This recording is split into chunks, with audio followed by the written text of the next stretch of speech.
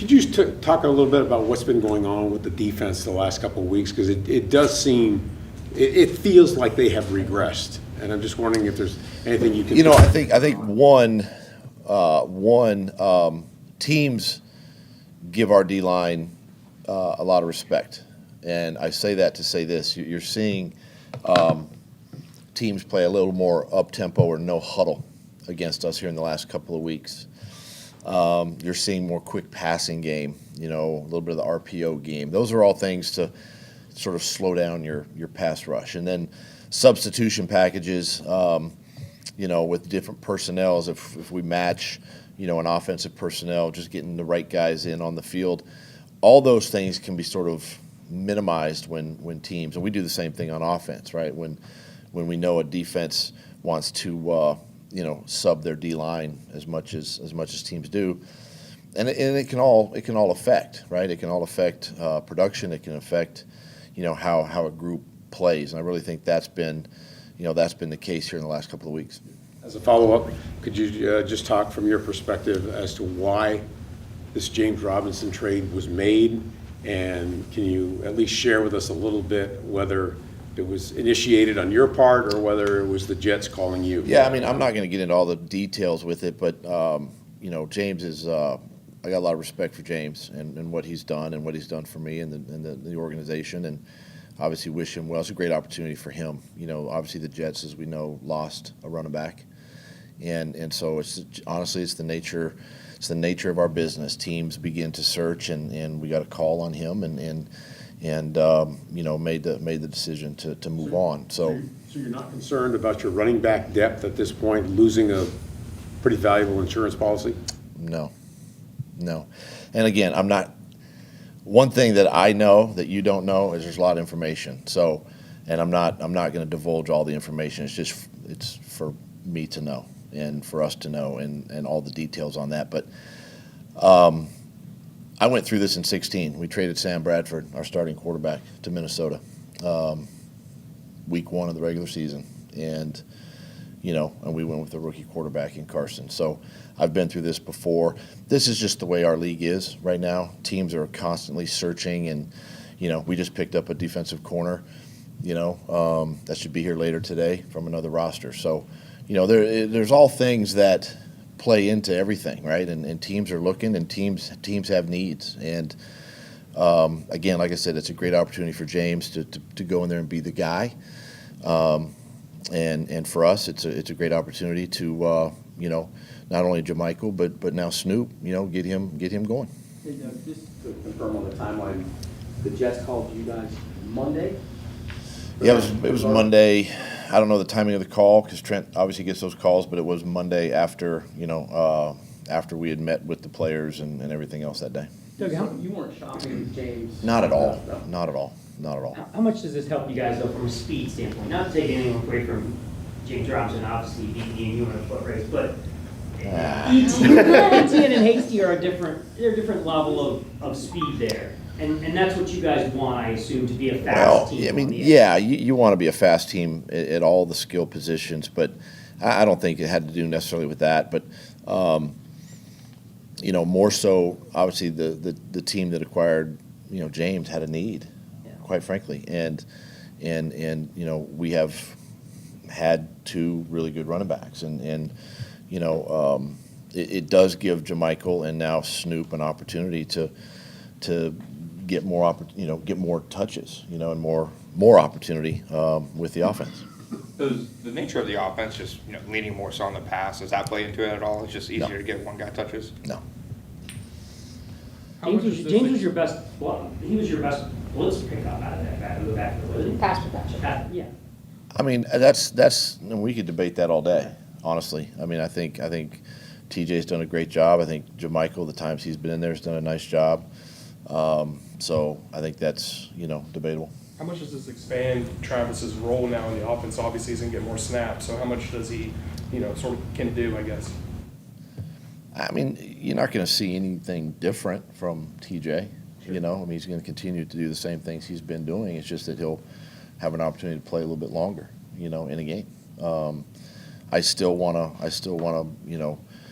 keep him from taken all the load, keep him healthy for the entire season. That's why JaMychal has probably and will increase his load just a little bit. And now, it's our job as a staff to make sure that Snoop's ready to go too. You talked about patience with players. Do you think head coaches get enough patience in this league? Reports this morning that Nathaniel Hackett's job could be on the line based on the outcome of Sunday's game. Obviously, I can't speak to that, but listen, I understand our business, having been a player for a long time and now a head coach and a coordinator, position coach in this league for a long time. I mean, it's about winning right now, and quite frankly, it's when you're trying to build a program and try to bring the pieces to your roster and like we did in the offseason through the draft and it's hard. It's hard because you're asked to win right now, and that's the pressure that we're on. We face every single day. Is it fair? I don't know, but I just know that's the task, and that's what we signed up for. And we don't shy away from that. We understand that, and so from my perspective as one of the 32 head coaches in this league, it's our job to make sure that we can do the best we can and make sure our team's prepared on Sunday. Russell Wilson was a limited participant in practice across the pond. I guess apparently they already flew over to London. Yeah, I think they went over Monday night.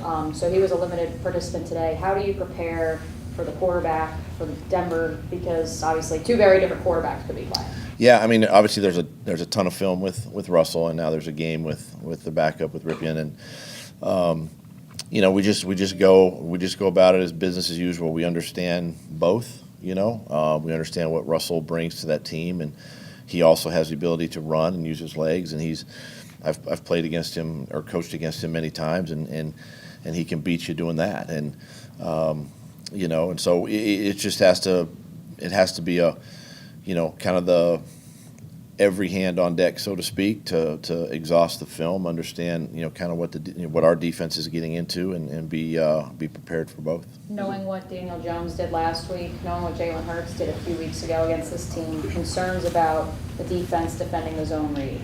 It's something that we've got to work on. It's something that we've got to identify and maybe simplify. The whole thing, and I know that's what the coaches and Mike is doing and preparing, for that. And then it's up to the players, to just stay disciplined with their technique, stay disciplined within the scheme, and try to, eliminate or at least, slow down the zone read. Doug, who told James that he was afraid you were returning? Trent. Okay. So did you have any conversation with James before he left the building? I did. What was that like? It was great. And listen, I have a ton of respect for James. He came off an injury a year ago, and he put himself in a position to help our football team, and now he gets a chance to do that with the Jets, and wishing him well. What is it that makes this Broncos defense, especially against the pass, as dangerous as they've been? Just put the film on and watch their front. I mean, these guys, man, they come off the ball. I mean, it's a dangerous group. They're athletic. They can run. Chubb's a great pass rusher, obviously. I know they're down a couple guys on the other side, but their interior is going to be probably some of the 3 or 4 best guys we've seen all season so far. So that's what – and then they're experienced in the back end. This team, you got to understand, this team is built like a year ago or so, and the guys that were brought in, have played together, and it's an experienced team. And the coordinator might be new, but the guys have played together, and then the scheme and the structure is still pretty much intact. They have arguably a top 5 cornerback in Pat Surtain. When you watch him on Top film, 2. top even better. What does he make difficult as a game planner? I mean, he's number one. He's a great person, great player. You can tell that he studies his opponent. He's long, he's athletic, can run, and he's physical. And when you have those type of traits, I think you can throw in, like Tyson Campbell was in that mix a year ago, right, with those guys. And this guy is he's young, but he's that type of player, and he's gaining a lot of respect, obviously, around the league. And when you watch tape, teams try to throw that way. With not much success, so he's doing a great job. Who's going in that group? Yeah. Yeah. Is international travel just part of the deal now? I mean, is it still a big challenge, coaches, when you first go over there? You know, it seems like a big lift, but now everybody's been over there pretty much, and most teams are doing an international game every couple of years now. Is it still the big lift? I'm not talking from logistics, I'm talking from a coaching standpoint, getting the team ready to play over there. It's a bit of a challenge, but I think the biggest thing for us, you know, we plan and prepare for these few days we're here in town, right, before we go. Friday, the challenging thing Friday is just the fatigue factor, you know, and you still got to meet and you still got to practice and keep the guys going. I mean, that's a challenge there, but you know, you get to Saturday and obviously Sunday, you feel pretty good and you're ready to go, you know. So we do the bulk of our lifting that way, you know, these next 2 days. As a follow-up, I think you guys requested to have a game the next week. You didn't want your bye. Right. The Broncos are doing the bye.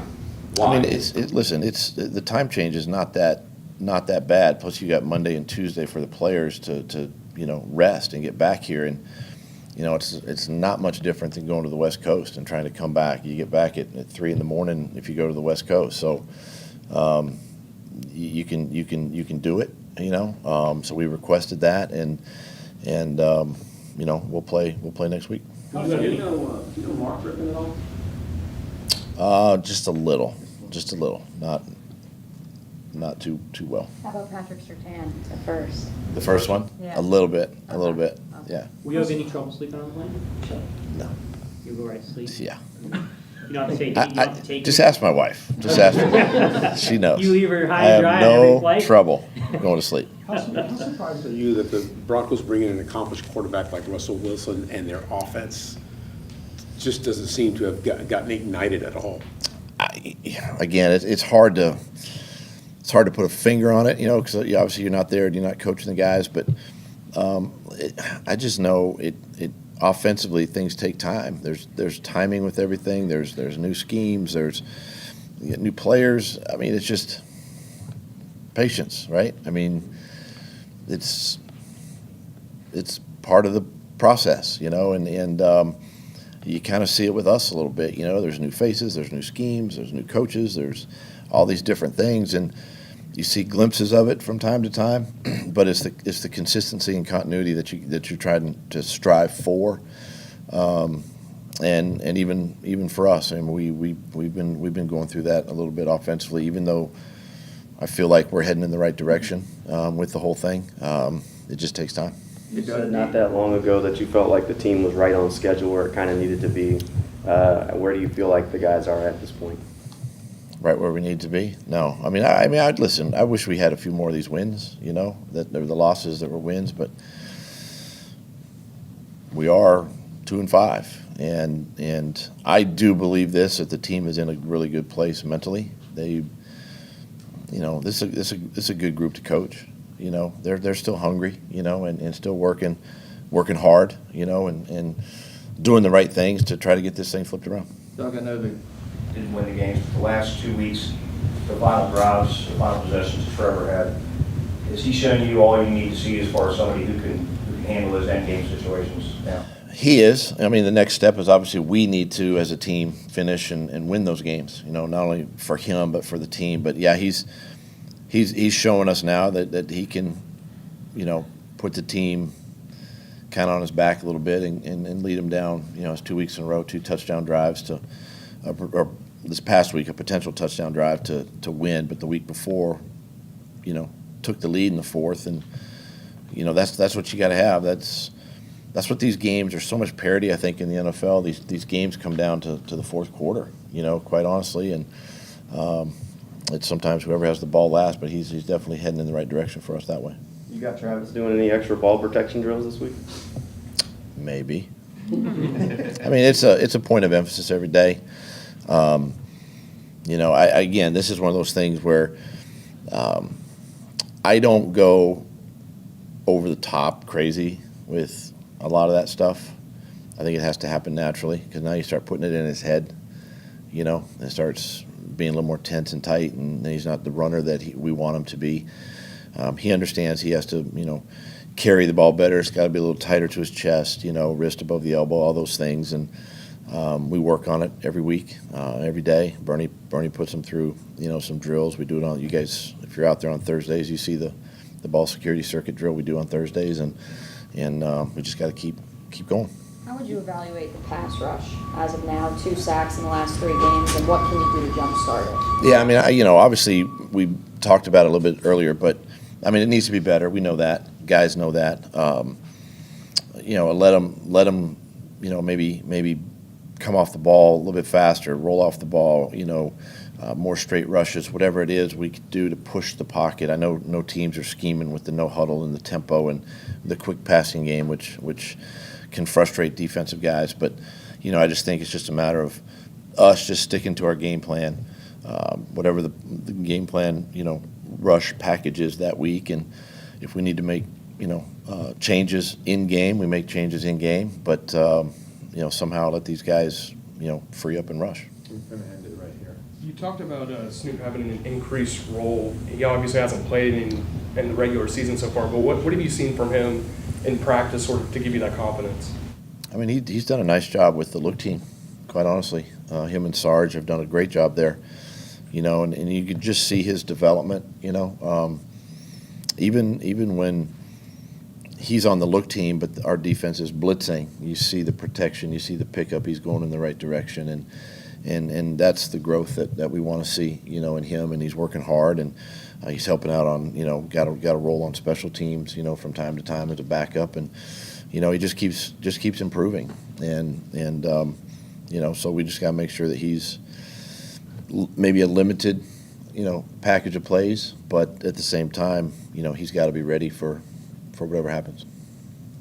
Thank you. Thanks, Appreciate it, Doug. Doug. Thanks, Doug. All right, guys.